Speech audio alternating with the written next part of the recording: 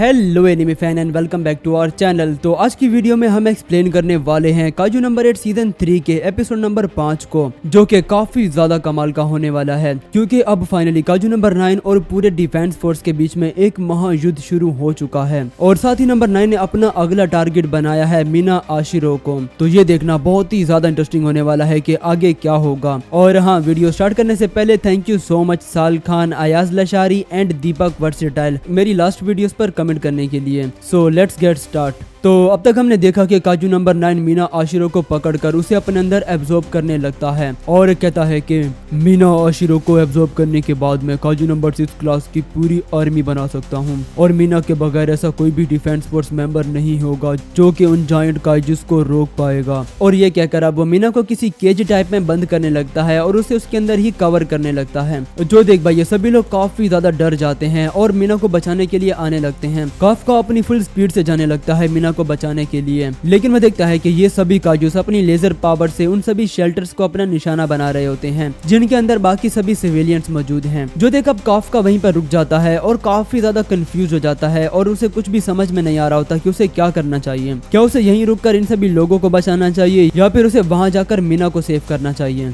हम देखते हैं कि आहिस्ता आहिस्ता काजू नंबर 9 मीना को अपने अंदर एब्जॉर्ब करने लगता है और वो काफका से कहता है कि तुम इंसान हमेशा से ही ऐसे हो, तुम हमेशा दूसरों को बचाने के बारे में सोचते हो, जिस वजह से तुम लोग वो चीज भी खो देते हो जो कि तुम्हारे लिए सबसे ज्यादा इम्पोर्टेंट होती है। ये कहकर अब वो पूरी तरह से मीना को अपने केज में बंद कर लेता है और कहता है कि बस थोड़ी देर और फिर तुम्हारी सारी शक्तियां मेरी होंगी। जो देख भाई, ये सभी लोग काफी ज्यादा शॉक्ड हो जाते हैं और इन्हें यकीन नहीं आ रहा होता कि उसने सच में मीना को भी एब्जॉर्ब कर लिया है। जिस पर ये सभी लोग काफका से कहने लगते हैं कि उसे जल्द से जल्द जाकर मीना को बचाना होगा क्योंकि उसे बचाना इस वक्त सबसे ज्यादा इम्पोर्टेंट है। हम देखते हैं कि भाई काफका एकदम से सब्ड होता है और उसे कुछ भी समझ में नहीं आ रहा होता कि भाई आखिर वो करे तो क्या करे, क्योंकि अगर वो वहां जाता है तो यहाँ मौजूद सभी लोग मारे जाएंगे। और साथ ही काफका को यहाँ पर एक खतरनाक पावरफुल रीडिंग भी फील होती है, लेकिन यह पावर किसी दुश्मन की नहीं बल्कि रेनो इचिकावा की होती है और वो बस अपना एक ही पावरफुल आइस अटैक करके इन सभी काइजूस को जमा देता है।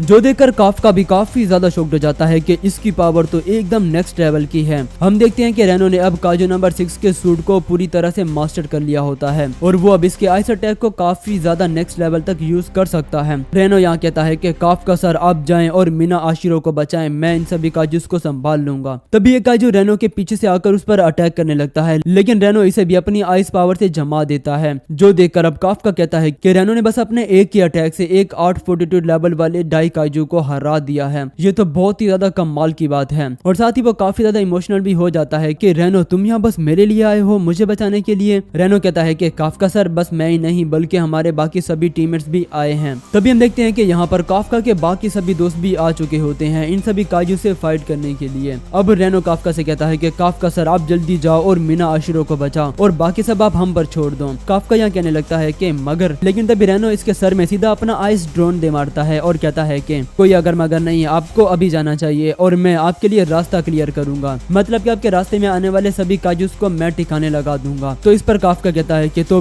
ठीक है, फिर मैं सब कुछ तुम पर छोड़ता हूँ। तो अब ये दोनों ही तैयार हो जाते हैं मीना आशिरो को बचाने के लिए और ये दोनों अपनी फुल स्पीड से भाग पड़ते हैं और रेनो इनके रास्ते में आने वाले सभी काजूस को ठिकाने लगाता जाता है और काफका भी अपने सामने आने वाले सभी काजूस की वाट लगा देता है। इन दोनों की जोड़ी काफी ज्यादा कमाल की लग रही होती है और ये अपने रास्ते में आने वाले हर एक काजू को मारते जाते हैं। और तब यहाँ पर हमें रेनो की एक छोटी सी बैक स्टोरी भी दिखाई जाती है जहाँ में पता चलता है कि जब वो काफी छोटा था तो तभी उसके पेरेंट्स और उसका बड़ा भाई एक काजू अटैक में गुजर गए थे और उसके बाद से वो अपनी ग्रैंड मदर के साथ रहता आया है। लेकिन उस दिन जब उस काजू ने उस पर अटैक किया था तो वहाँ पर काफका ने उसे बचाया था और उसके लिए स्टैंड लिया था और अपनी जान को खतरे में डाला था। और सिर्फ तभी नहीं बल्कि जब भी वो मुसीबत में होता था तो काफका वहाँ होता था उसे बचाने के लिए। तो अब स्टोरी वापिस से प्रेजेंट में आती है और रेनो कहता है कि अब मेरी बारी है काफका सर को बचाने की और चाहे जो भी हो जाए मैं काफका सर को कभी भी अकेले नहीं छोड़ूंगा। जिसके बाद अब रेनो और भी ज्यादा खतरनाक अटैक्स करता है और एक के बाद एक सभी काजूस को जमाता जाता है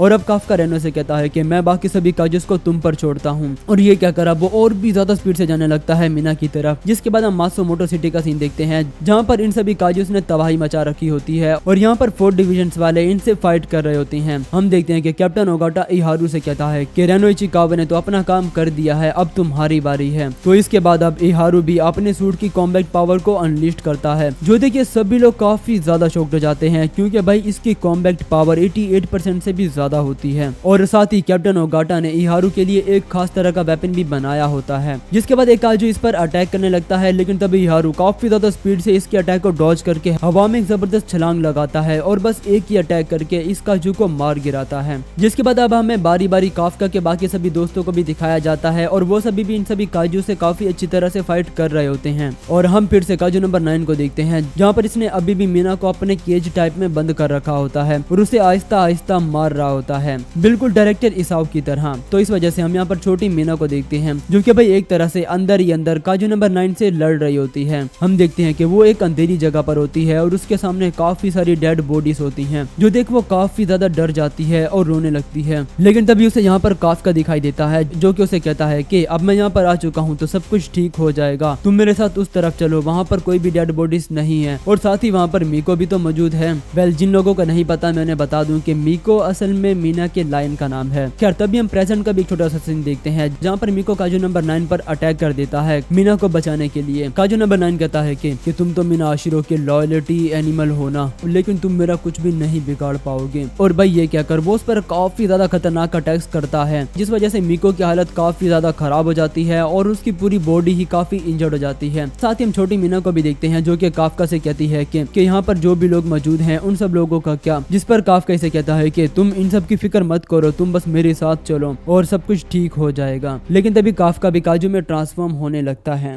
असल में मीना को ये सब दिखाई दे रहा होता है क्योंकि वो भाई अंदर ही अंदर काजू नंबर 9 से लड़ रही होती है और कहीं ना कहीं वो इसमें से खुद को आजाद करने की कोशिश कर रही होती है। उसे यहाँ पर काफी ज्यादा अजीब अजीब चीजें दिखाई दे रही होती हैं और मीना इन सब से लड़ने की कोशिश कर रही होती है। लेकिन नंबर 9 इसे कहता है कि तुम चाहे जितनी भी कोशिश कर लो, तुम कभी भी मेरे इस केज से बाहर नहीं आ पाओगी। तभी काजू नंबर 9 मीना को उन सब लोगों के फेस दिखाता है जिन सबको मारकर उसकी बॉडी पर इसने कब्जा किया था और वो कहता है कि इनमें से कोई एक इंसान भी ऐसा नहीं है जो कि आज तक मेरे इस केज से बाहर निकल पाया हो। और अब इसके जो काजू सेल्स होते हैं वो मीना पर हावी होने लगते हैं और उसकी बॉडी पर कब्जा करने लगते हैं। मीना बहुत कोशिश करती है खुद को बचाने की, लेकिन वो ऐसा नहीं कर पाती और वो काफी ज्यादा इंजर्ड हो जाती है और अब वो हार मान लेती है, जिस वजह से अब मीना भी डॉक्टर इसाव की तरह ही गहरे पानी में डूबने लगती है और सोच रही होती है कि उसे लगा था कि वो काफी ज्यादा पावरफुल और इनविंसिबल है, लेकिन असल में वो एक डरपोक और लूजर है और वो कभी भी इस काजू से जीत नहीं पाएगी। तभी उसकी आंखें बंद होने लगती हैं और वो पूरी तरह से अंधेरे में डूबने लगती है। लेकिन तभी उसे एक आवाज आती है कि तुम फिक्र मत करो, मैं सब कुछ ठीक कर दूंगा। और ये आवाज होती है काफ्का की। और तभी काफ्का बहुत ज्यादा स्पीड से आकर मीना को काजू नंबर 9 से बचा लेता है और अब काफ्का को देखकर डिफेंस फोर्स के सभी लोग काफी ज्यादा खुश हो जाते हैं कि फाइनली काफ्का ने मीना को बचा लिया है। खैर, काजू नंबर 9 को भी ये समझ में आ जाता है कि वहाँ पर कोई ना कोई तो ऐसा बंदा है जो कि काजू नंबर 6 के वेपन को परफेक्टली यूज कर सकता है, जिसने काफ्का की हेल्प की है यहाँ तक आने में। तो अब काफ्का और काजू नंबर 9 दोनों तैयार हो जाते हैं एक दूसरे से फाइट करने के लिए और काफ्का कहता है कि चाहे जो भी हो जाए मैं इसे हरा कर ही रहूंगा। और फिर ये दोनों एक दूसरे पर एक जबरदस्त अटैक कर देते हैं और अब पूरे जापान की नजरें बस इन दोनों की फाइट पर टिकी होती हैं और सब लोग इनकी फाइट्स को टीवी वगैरह में देख रहे होते हैं। काजू नंबर 9 कहता है कि तुम यहाँ तक आने में कामयाब तो हो गए हो, लेकिन तुम मुझे कभी भी हरा नहीं पाओगे। लेकिन तभी काफ्का अपनी फुल पावर रिलीज करता है और नंबर 9 को एक बेहद ही पावरफुल पंच दे मारता है, जिसे नंबर 9 अपने हाथ से ब्लॉक करने की कोशिश करता है, लेकिन इस वजह से उसका पूरा हाथ ही टूट जाता है और यहाँ पर एपिसोड भी खत्म हो जाता है। तो भाई आप लोग मुझे कमेंट में जरूर बताना कि आप लोगों को ये एपिसोड कैसा लगा। और हाँ, साथ ही मैंने ये सोचा है कि मैं इसके जितने भी रिमेनिंग चैप्टर्स हैं मैं उन सभी को बस एक ही वीडियो में कवर कर दूं। तो आप लोग मुझे ये भी कमेंट करके बता देना कि मुझे क्या करना चाहिए। क्या मुझे इसके बाकी सभी रिमेनिंग चैप्टर्स को एपिसोड वाइज एक्सप्लेन करना चाहिए या फिर मुझे सभी चैप्टर्स को बस एक ही वीडियो में कवर कर देना चाहिए। तो आप लोग मुझे कमेंट करके जरूर बताना कि मुझे क्या करना चाहिए। और हाँ, एक जरूरी बात, मैं अपने यूट्यूब चैनल पर काजू नंबर 8 के अलावा इस टाइम वन पंच मैन और सोलो लेवलिंग की मानवा को भी एक्सप्लेन कर रहा हूँ। और मैंने ये चीज नोट की है कि जो भी मेरी काजू नंबर 8 की वीडियोस होती हैं मुझे उन पर तो काफी अच्छा रिस्पॉन्स मिल रहा है, लेकिन इसके अलावा मैं जो भी वीडियो अपलोड कर रहा हूँ मुझे उस पर कुछ खास रिस्पॉन्स नहीं आ रहा। तो प्लीज आप सभी लोगों से ये रिक्वेस्ट है कि आप मेरे चैनल को विजिट करें और काजू नंबर 8 के अलावा जो भी मैं वीडियोस अपने चैनल पर अपलोड कर रहा हूँ आप उन सब वीडियोस को भी ऐसे ही पसंद करें जैसे कि आप मेरी काजू नंबर 8 वाली वीडियोस को पसंद कर रहे हैं। तो थैंक यू सो मच और मिलते हैं नेक्स्ट वीडियो में।